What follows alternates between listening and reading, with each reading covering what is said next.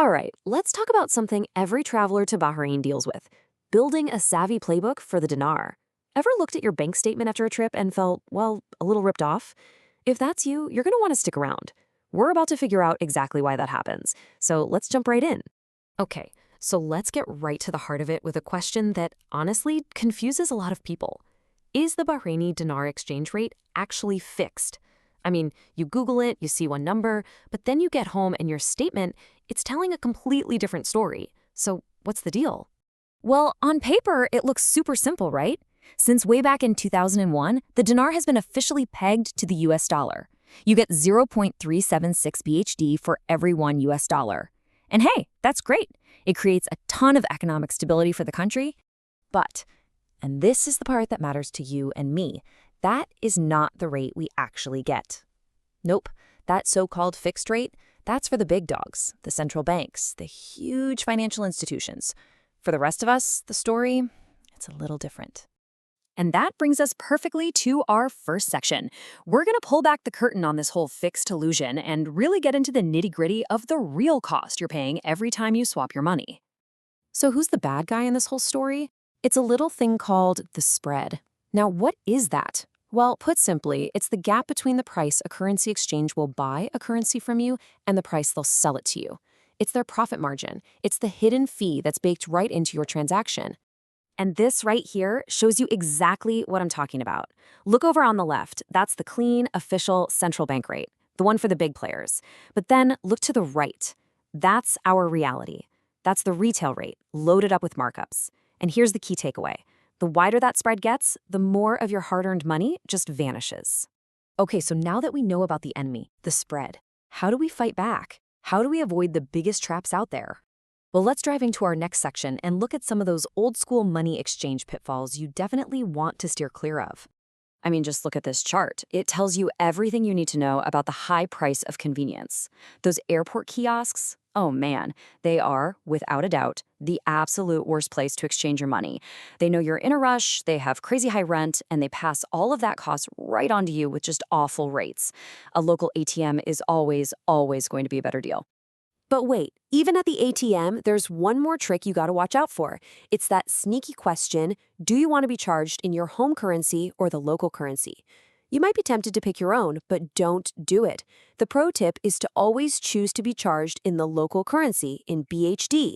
If you do that, your own bank gets to do the conversion, and they'll almost always give you a way better, fairer market rate. Okay, so ATMs are better than airports. Got it. But we live in the 21st century, right? We can do even better. And this is where we get into the modern playbook, using fintech and your digital wallet to your advantage. Honestly, services like Wise or Revolut are a total game changer here. These multi-currency accounts basically take that spread we've been talking about and they just crush it. The gap between the buy and sell price becomes tiny, which means your fees are super low. You can hold BHD, USD, whatever you want, all in one place, and you can even choose to convert your money when the rate looks good to you. It totally puts you in control. All right, ready to take it to the next level? For those of you who really want to get ahead of the curve, let's talk about the advanced playbook. We're diving into Bahrain's crypto frontier. And trust me, this is where things start to get really interesting for managing your money. And before you think this is some kind of Wild West, unregulated free-for-all, hold on.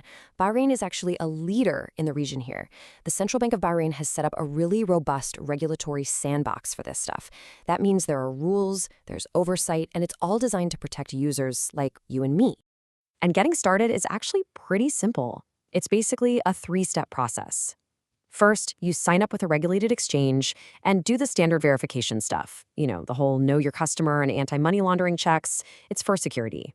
Second, you just deposit some dinar from your local bank account. And third, you convert that into digital assets like stablecoins or Bitcoin. It's a great way to diversify. So where do you go? Well, you've got some great regulated options. There's Binance, which is the biggest in the world, so it's super easy to buy and sell.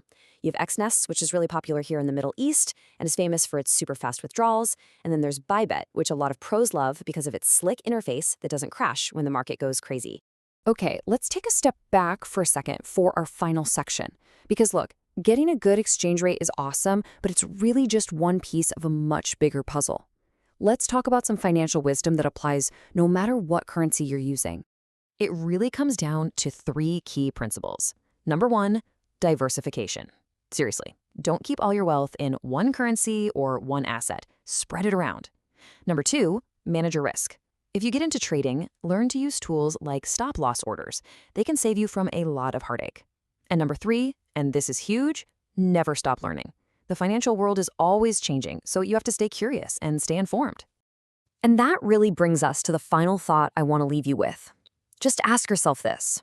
Are all these little hidden fees, these old-school, inefficient systems, are they slowly eating away at your wealth? Because the path to financial freedom, it really begins with understanding what's happening to your money and making smart, informed choices. Hopefully, this explainer has put a few more tools in your toolbox. Thanks for tuning in.